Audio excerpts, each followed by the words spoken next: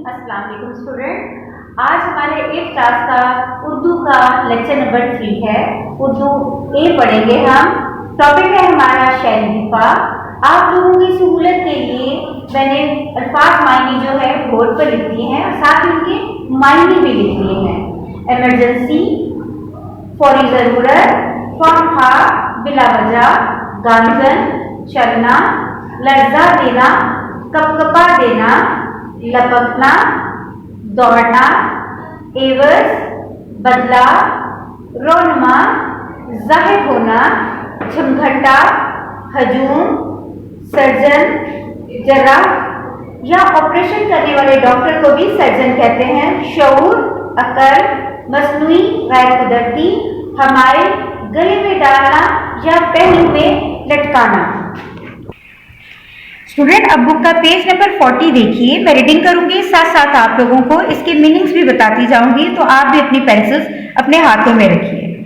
ऊपर जो अल्फाज नजर आ रहे हैं उनके मायने मैं बोर्ड पर आपको बता चुकी हूँ। आगे रीडिंग के दौरान जब ये अल्फाज आएंगे तो फिर दोबारा मैं एक बार इसके मायने आपको बताती जाऊंगी। फोन की घंटी बजी, हामिद ने लपक कर फोन उठाया। दूसरी तरफ से इसके अब्बा जान की आवाज आई कि बेटा मैं आज रात घर नहीं आ सकूंगा क्योंकि शहर की बड़ी मार्केट में बम धमाका हुआ है। अस्पताल में इमरजेंसी लगा दी गई है। इस दौरान इसकी अम्मी भी आ गई और पूछने पर हामिद ने बताया कि अब्बा जान का फोन था, वो कह रहे थे कि बम धमाके की वजह से अस्पताल में इमरजेंसी लगाई है। इमरजेंसी के मीनिंग है फौरी ज़रूरत, जिसकी वजह से वो रात को घर नहीं आ सकेंगे। हामिद ने सोचा कि धमाका करने वाले किस कदर जालिम लोग हैं। ख्वामखा बेगुनाह लोग शहरियों को हलाक कर रहे हैं। ख्वामखा का मतलब होता है बिला वजह। इसने अम्मी से पूछा ये कौन लोग हैं और ऐसा क्यों करते हैं। अम्मी जान ने से बताया बेटा ये कौम और मुल्क के दुश्मन हैं। ये नहीं चाहते हमारा मुल्क तरक्की की राह पर गामजन हो और खुशहाल बने। गामजन होना, तरक्की की राह पर चलना, और खुशहाल का मतलब है आसूदा। इसके बाद अम्मी ने हामिद को अपने बिस्तर पर जाने के लिए कहा क्योंकि रात बहुत हो चुकी थी। हामिद चुपचाप अपने कमरे की तरफ चला गया। वो बिस्तर पर लेट तो गया मगर इसे नींद नहीं आ रही थी। वो मुसलसल ये सोचता रहा कि सब क्यों हो रहा है। ये कौन लोग हैं जो चंद सिक्कों के एवज कीमती जानों का सौदा करते हैं। एवज का मतलब पीछे भी मैंने आपको बताया है, इसका मतलब है बदला। यही बातें सोचते सोचते हामिद सो गया। दूसरी शाम चाय पर इसके अब्बाजान से मुलाकात हुई। हामिद के पूछने पर उन्होंने बताया कि किस तरह रात भर जख्मियों का ऑपरेशन और उनकी मरहम पट्टी करते रहे। हामिद ने अब्बाजान से पूछा अब्बाजान मैं किस तरह इन लोगों की मदद कर सकता हूँ जो बम धमाके में या किसी हादसे में जख्मी हो जाते हैं। अब्बाजान ने इसे बताया कि इसके लिए इसे इब्तदाई तिबी इमदाद की तरबियत लेने और मशक़ें करनी पड़ेंगी। इब्तदाई तिबी इमदाद की तरबियत के लिए हुकूमत ने महकमा शहरी दिफा कायम कर रखा है। यह इदारा किसी भी हादसे की सूरत में जख्मियों को इब्तदाई तिबी इमदाद फराहम करता है। शहरी दिफा के इदारे ने तिबी इमदाद की तरबियत फराहम करने का मकबूल इंतजाम कर रखा है। हर सेहतमंद शख्स को रजाकाराना तौर पर इसकी तरबियत हासिल करनी चाहिए। रजाकाराना होता है बगैर किसी मुआवजे के, यानी आप अपनी खुशी से काम करते हैं, आप उसका कोई मुआवजा नहीं लेते, पैसे नहीं लेते। हमारे यहाँ इब्तदाई तिबी इमदाद का शऊर यानी अकल बहुत कम है, जिसकी वजह से हादसात में जख्मी होने वाले अफराद को बर वक्त यानी फौरन वक्त पर इब्तदाई तिबी इमदाद न मिल सकने की वजह से वो दम तोड़ देते हैं या फिर उम्र भर के लिए माजूर यानी अपाहज हो जाते हैं। हमें ऐसे मौकों पर क्या करना चाहिए, हामिद ने पूछा। अब्बाजान बोले पहले तो हमें ऐसे हादसात की रोकथाम यानी रोकने के लिए अपने इर्द गिर्द पर नजर रखनी चाहिए ताकि मुल्क का कोई दुश्मन इस तरह की हरकत ना कर सके। दूसरा ये अगर कहीं इस तरह का हादसा रूनुमा हो जाता है तो हमें वहां झमघटा नहीं बना लेना चाहिए। झमघटे को अंडरलाइन कर लीजिए, इसका मतलब है हजूम। इससे जख्मियों की इब्तदाई तिबी इमदाद में रुकावट पैदा होती है। हंगामी हालत में इमारतों को खाली कर लेने के लिए रास्तों का तयन लाजमी करना चाहिए, यानी मुकर्रर कर लें कि इन रास्तों से जख्मियों को निकालना है। इनसे आम लोगों को आगाही बहुत जरूरी है। आगाही मतलब वाकफियत या जानना। आग को बुझाने वाले आलात का इमारतों में होना बेहद जरूरी है। जख्मियों को खुली और ताज़ा हवा में लाना चाहिए ताकि इन्हें सांस लेने में दुश्वारी ना हो। दुश्वारी को अंडरलाइन कीजिए, मतलब कि मुश्किल। धुएं से बेहोश होने वालों के, दुश्वारी का मतलब है मुश्किल। धुएं से बेहोश होने वाले के कपड़ों को ढीला कर देना चाहिए और उनके मुंह पर पानी के ठंडे पानी के छींटे देना चाहिए। हादसे में बाज़ दफ़ा लोगों की हड्डियां टूट जाती हैं। अगर बाजू की हड्डी टूटी हो तो कपड़े से एक तिकोनी पट्टी बनाकर बाजू को गले में हमाई कर देना चाहिए। मैंने हमाई का मीनिंग पहले भी बताया था, दोबारा बोल रही हूँ, गले में लटका देना या पहलू में लटका देना। इसके अलावा लकड़ी की छोटी छोटी खपचियां या तख्तियां टूटी हुई हड्डियों के अतराफ में रखकर ऊपर पट्टियां लपेट दी जाए ताकि टूटी हुई हड्डियों को सहारा मिल जाए। अगर जिस्म के किसी हिस्से से खून बह रहा हो तो कपड़े की गद्दियां ठंडे पानी में भिगोकर जख्मों के ऊपर रखी जाए ताकि खून का अखराज बंद हो जाए, यानी खून निकलना जो है वो बंद हो जाए। अगर किसी के कपड़ों को आग लग जाए तो उसे चाहिए कि दोनों हाथों से चेहरे को ढांप दे और जमीन पर लौटना शुरू कर दे।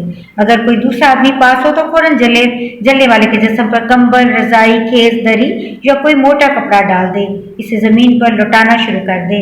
आग लगने वाले शख्स को चाहिए कि वो भागे नहीं, क्योंकि भागने से आग ज्यादा भड़क जाती है।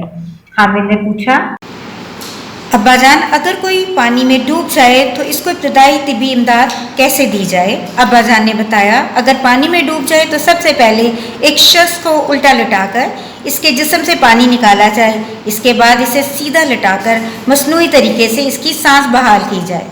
अगर किसी को सांप ने डस लिया हो तो जहां सांप ने काटा हो इस जगह से 4 से 5 इंच ऊपर जिस तरफ से खून आ रहा हो रस्सी या कपड़े वगैरह को कस कर बांध दें। सांप के जहर को फौरन किसी ब्लेड वगैरह से खुरच कर निकाल दें। मुतासरा जगह को साबुन और पानी से धोएं और मरीज को वक्त ज़ाया किए बगैर फौरन अस्पताल पहुंचाया जाए। हामिद अब्बाजान की गुफ्तगू बड़ी दिलचस्पी से सुन रहा था। अब्बाजान ने गुफ्तगू ख़त्म की तो कहने लगा, अब्बाजान इब्तदाई तिब्बी इमदाद देना कुछ ज़्यादा मुश्किल नहीं है। अब्बाजान कहने लगे, हाँ बेटा, इब्तदाई तिब्बी इमदाद की कुछ मशक़ें की हों और फर्स्ट एड बॉक्स मौजूद हो तो ये सब काम ज़्यादा मुश्किल नहीं है।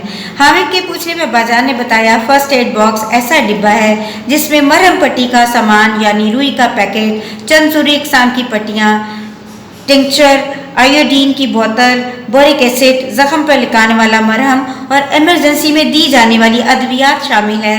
फर्स्ट एड बॉक्स हर घर में होना चाहिए। हामिद के पूछने पर कि क्या महकमा शहरी दिफा का काम सिर्फ लोगों को इब्तदाई तिब्बी इमदाद देने तक महदूद होता है, अब्बाजान ने वजाहत के साथ बताया कि महकमा शहरी दिफा जंग और अमन दोनों सूरतों में फ़ाल रहता है। फ़ाल को अंडरलाइन कर लीजिए, काम करने वाला।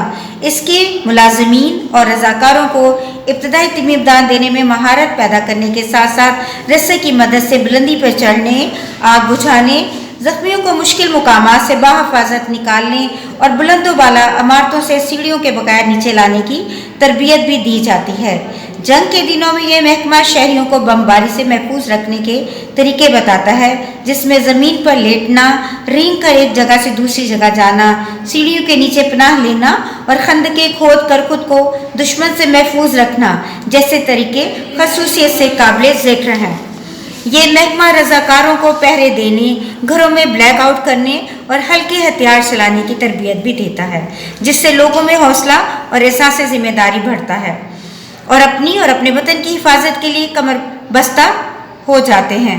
हामिद ने कहा, बजान क्या मेरी उम्र के नौजवान भी महकमा शहरी दिफा की तरबियत पा सकते हैं? क्यों नहीं, तुम्हें और तुम्हारी उम्र के नौजवानों को यह तरबियत हासिल करनी चाहिए। बेहतर होगा तुम इस सिलसिले में अपने असातिज़ा से बात करो। अब्बाजान, मैं कल स्कूल जाकर अपने असातिज़ा से बात करूंगा कि वो इब्तदाई तिब्बी इमदाद की तरबियत के लिए महकमा शहरी दिफा से बात करें। मैं अपने दोस्तों के साथ मिलकर ये मशक़ें करूंगा और आइंदा हादसात में ज़ख्मियों की मदद करूंगा। अब हामिद ने पुरजोश अंदाज में कहा। अब्बाजान ने हामिद को थपकी दी और कहा, शाबाश हामिद, शाबाश। महकमा शहरी दिफा किस लिए कायम किया गया? क्वेश्चन के अंदर से शुरू कर दीजिए। महकमा शहरी दिफा किस को काट दीजिए, इसकी जगह इस लिख लीजिए। इसलिए कायम किया गया और पेज नंबर 42 पे देखिए, लाइन नंबर 7 में लिखा हुआ है, किसी भी हादसे की सूरत में जख्मियों को इब्तदाई तिब्बी इमदाद फराहम करने के लिए। मैं वैसे भी बोल देती हूँ, किसी भी हादसे की सूरत में जख्मियों को इब्तदाई तिब्बी इमदाद फराहम करने के लिए। अगर किसी के कपड़ों में आग लग जाए तो फौरी तौर पे क्या करना चाहिए? अगर किसी के कपड़ों को आग लग जाए तो अपने दोनों हाथों से चेहरे को ढांप लें और ज़मीन पर लौटना शुरू कर दें। 42 पेज पर ये पहली ही लाइन में इसका आंसर है, वो अपने पेज पे देख लीजिएगा। इसके बाद है क्वेश्चन नंबर 2, शहरी दिफा के मुताबिक से जवाब, दुरुस्त जवाब पर टिक लगाइए। मैं दुरुस्त जवाब ही बोलूँगी। शहर में बम धमाका हुआ था बड़ी मार्केट में। हामिद के अब्बाजान शहर के बड़े अस्पताल में डॉक्टर। इब्तदाई तबी इमदाद की तरबियत देने के लिए हुकूमत ने महकमा कायम कर रखा है शहर दिफा का। दूसरे रोज़ हामिद के अब्बाजान से मुलाकात हुई शाम की चाय पर। डूबने वाले के जिस्म से पानी निकाला जाता है उल्टा लटका कर। मरहम पट्टी के सामान और इमरजेंसी अद्वियात वाले बॉक्स को कहते हैं first aid box. Next page पे आ जाइए। क्वेश्चन नंबर है हमारा 3, दर्जे झेल अल्फाज को अलग बाय तरतीब देकर इनके मायने लुगत से तलाश करने हैं आपने। बॉयज़ मैंने आपको पहले भी बताया था, अलग बाय तरतीब होती है कि पहले जिस तरह अलिफ बे की तरतीब होती है, अलिफ मद्दा अलिफ बे पे, जो अल्फाज इस तरतीब से हैं मैं नंबरिंग कर देती हूँ और बोलती जाती हूँ। आप भी नंबरिंग कर लीजिए। मैं वो अलिफ बाय तरतीब से ही अल्फाज बोलूँगी। पहले है आगाह, दूसरे नंबर पे एहतमाम, तीसरे पे हादसा, चौथे पे खुशहाल, पाँचवें पे दुश्वारी, छठे पे एवज और सातवें पे है गामजन। अब मैं मीनिंग्स बोलूँगी। गामजन का मतलब है चलना या रवा होना, खुशहाल का मतलब है आसूदा, एवज का मतलब है बदला, आगाह का मतलब है वाकिफ होना, एहतमाम का मतलब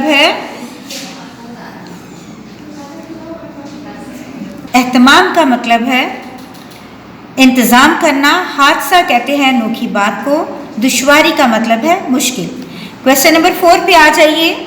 दर्जा झेल अल्फाज के मुतज़ाद दोनों ही तरफ लिखे हुए हैं। ऊपर के अल्फाज को नीचे आपने उनके मुतज़ाद लिखने हैं। जालिम के नीचे लिखिए मजलूम, दुश्मन के नीचे लिखिए दोस्त, तरक्की के नीचे लिखिए तनज़ली, खुशहाल के नीचे लिखिए बदहाल, आइंदा के नीचे लिखिए गुज़िश्ता, आगाह के नीचे लिखिए बेखबर। अब है क्वेश्चन नंबर 5, दर्जा झेल अल्फाज को जुमलों में इस तरह से इस्तेमाल करें कि इनका मफहूम वाज़ेह हो जाए। लपक कर मैं जुमले बोल देती हूँ। बॉयज़ आपको मैंने पहले भी कहा था जुमले जो हैं आप खुद बनाएंगे। 8th क्लास के बच्चे हैं आप, ऐसा नहीं कि आपको इसकी समझ ना आए। 1 से 2 जुमले बना देती हूँ, बाकी जुमले खुद से बनाएंगे। लपक कर, हामिद ने लपक कर फ़ोन उठाया। एमरजेंसी, कोरोना वायरस की वजह से तमाम हस्पतालों में एमरजेंसी लगा दी गई। ख्वामखा आपस अली और हामिद ख्वामखा लड़ पड़े। गामजन, हमारा मुल्क तरक्की की राह पर गामजन है। खुशहाल, अल्लाह ताला हमारे मुल्क को खुशहाल रखे। एहतमाम, उसने अपने घर उसने शाम की चाय पर बहुत एहतमाम कर रखा था। रुकावट, मुल्क की तरक्की की राह में रुकावट डालने वालों का खात्मा करना चाहिए। रोनमा, आजकल मुल्क में दहशतगर्दी के वाक़यात रोनुमा हो रहे हैं। हमायल, अकबर ने पहली पोजीशन आने पर अम्मी के बड़े प्यार से गले में अपने बाजू हमायल कर दिए। क्वेश्चन नंबर 6 जो है अराब है, ये भी बोर्ड पे दिखाऊंगी आपको। अराब लगाकर 7 है, खाली जगह पुर करनी है। मैं बोलती जाती हूँ, आप भी साथ साथ फिल करते जाइए। फ़ोन की घंटी बजी और हामिद ने लपक कर फ़ोन उठाया। धमाका करने वाले किस कदर जालिम लोग हैं। मुल्क को कौम के दुश्मन नहीं चाहते कि हमारा मुल्क तरक्की की राह पर गामजन हो। मुल्क को कौम के दुश्मन चंद सिक्कों के एवज कीमती जानों का सौदा करते हैं। हामिद अब्बाजान की बातें बड़ी दिलचस्पी से सुन रहा था।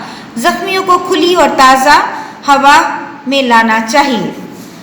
नेक्स्ट है क्वेश्चन नंबर 8, ट्रैफिक हादसा या किसी हंगामी हालात में आपको क्या करना चाहिए। तो बॉयज़ ये आप खुद बताइएगा कि आप क्या करेंगे अगर कोई ऐसा हादसा हो जाए या कोई हंगामी सूरत हो जाए।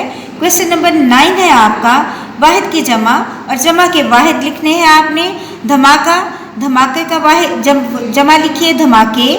कौम का अक़वाम, मुलाकात का मुलाकातें, इदारे का इदारे, हादसात का हादसा, हरकत का हरकत, तख्तियों का तख्ती।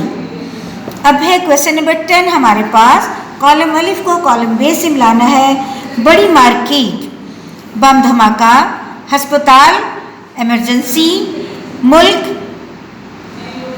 कौम, जख्मी, जख्मी का लिखिए, मरहम पट्टी, इब्तदाई तिब्बी इमदाद का, महकमा शहरी दिफा, ताज़ा हवा, मसनूई का लिखिए, हवा, फ़ोन का, घंटी। ये तो आ गए कॉलम। फिर है 11 पर।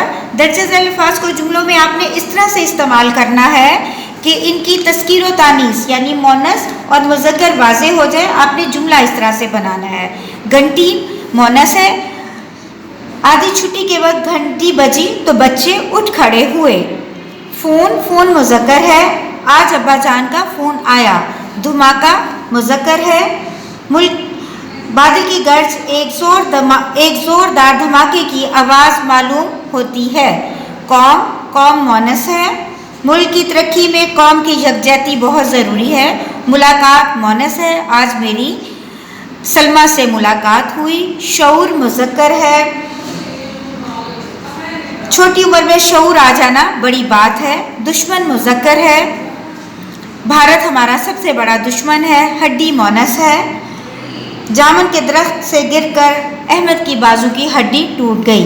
अब है क्वेश्चन नंबर 12 शहरी दफा। दर्जा झेल सवालात में दुरुस्त और गलत की निशानदेही करनी है। शहर की बड़ी मार्केट में बम धमाका हुआ, ये दुरुस्त है। ज़लज़ले की वजह से अस्पताल में इमरजेंसी लगी हुई है, ये भी दुरुस्त है। हामिद के अब्बाजान शहर के बड़े अस्पताल में सर्जन थे, ये भी दुरुस्त है। हामिद जख्मियों की मदद नहीं करना चाहता था, ये गलत है। हादसात में बाज़ लोगों की हड्डियाँ टूट जाती हैं, ये भी दुरुस्त है। क्वेश्चन नंबर 13 जो है वॉइस, ये आपका मैं बोर्ड पर बताऊंगी। इसके नीचे जो उसकी मुनासबत से फिर अभी थोड़ा सा एक्सप्लेन कर देती हूँ। फेल मजहूल को फेल मारूफ में बदलना है। आपने इंग्लिश में एक्टिव वॉइस और पैसिव वॉइस पढ़े होंगे, ये बिल्कुल वही चीज़ है। मजहूल के मानी है नामालूम, और फेल मजहूल ऐसे फेल को कहते हैं जिसमें काम करने वाला ना हो। नीचे इसकी मिसालें देख लीजिए। किताब लिखी गई, अखबार पढ़ा जाएगा, गाड़ी चलाई जाएगी, खाना खाया जा रहा है। अब इसमें काम करने वाला नहीं है। जब हम इसमें काम करने वाला शामिल कर लेंगे तो ये मारूफ बन जाएगा। इसी तरह नीचे देख लीजिए, कहानी पढ़ी गई, और ये मुकम्मल कॉलम है। साउद ने कहानी पढ़ी, गाड़ी चलाई, असगर गाड़ी चलाता है। तनख्वाह में इजाफा किया जाएगा, हुकूमत तनख्वाह में इजाफा करेगी। घर बनाया जाएगा, जमील घर बनाएगा। चावल खरीदे जाते हैं, सुहेल और तारिक चावल खरीदते हैं। ये तो हमारी एक्सरसाइज का हो गया क्वेश्चन नंबर 13।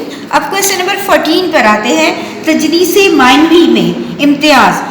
जब किसी जुमले में दो या दो से ज़्यादा अल्फाज इस तरह के इस्तेमाल हों कि लिखने में इनकी शक्ल और पढ़ने में इनकी आवाज़ एक जैसी हो मगर मायनी इनके अलग हो, तो इसको तजनीसे माइनी कहा जाता है। ज़्यादा सोना नुकसानदेह होता है, यहाँ सोना नींद की हालत है। सोना बहुत महंगा हो गया है, यहाँ सोना एक कीमती धात के लिए बोला गया है।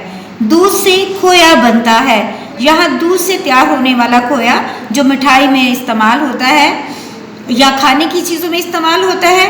आपने क्या खोया क्या पाया, यहाँ खोया से मुराद ज़ाया करना है, जो चीज़ आपने ज़ाया कर दी उसके लिए। आपकी एक्सरसाइज मुकम्मल हो गई। स्टूडेंट्स, मैंने सवाल नंबर 6 जो है अराब लगाइए। आपकी सहूलत के लिए बोर्ड पर लिख दिए हैं और अराब भी लगा दिए हैं। पहला है ताउन, रूनुमा, एवज, गामजन, इख्तिमाम, सुकून। ये आपकी सहूलत के लिए बोर्ड पर लिख दिए हैं, ये आपने अपनी कॉपी पर इसको लिखना है। सवाल नंबर 13 अभी मैंने आपको बुक पर भी समझा दिया, लेकिन आपकी सहूलत के लिए मैंने बोर्ड पर भी लिखा है और बोर्ड पे समझाऊंगी ताकि आपको अच्छे से समझ आ जाए। फिर मजहूल को मारूफ में बदलना। मजहूल के मायने है नामालूम। फिर मजहूल ऐसा फेल होता है जिसका काम करने वाला यानी फाइल मालूम ना हो। मसलन किताब लिखी गई, हामिद ने किताब लिखी। मुझे उम्मीद है कि ये वाला क्वेश्चन जो है आपको बहुत अच्छे से समझ आ गया होगा। स्टूडेंट, इस लेक्चर में मैंने शहरी दफा की रीडिंग भी कर दी, उसके मीनिंग्स भी बता दिए और 1 to 14 क्वेश्चन 1 से 14 पूरी एक्सरसाइज आपको करवा दी। और आप लोगों ने जो काम हम पहले क्लास में कॉपी पे करते रहे हैं वो तमाम काम आपने कॉपी पर करना है। मसलन क्वेश्चन आंसर, जुमले और सवाल जवाब जो है आपने अपनी कॉपीज पर लिखने हैं। और जब आप आएंगे इंशाल्लाह आपकी कॉपीज चेक होंगी। मुझे उम्मीद है आप लोग खैरियत से होंगे और अपना काम साथ साथ करते जाइएगा। अल्लाह हाफिज।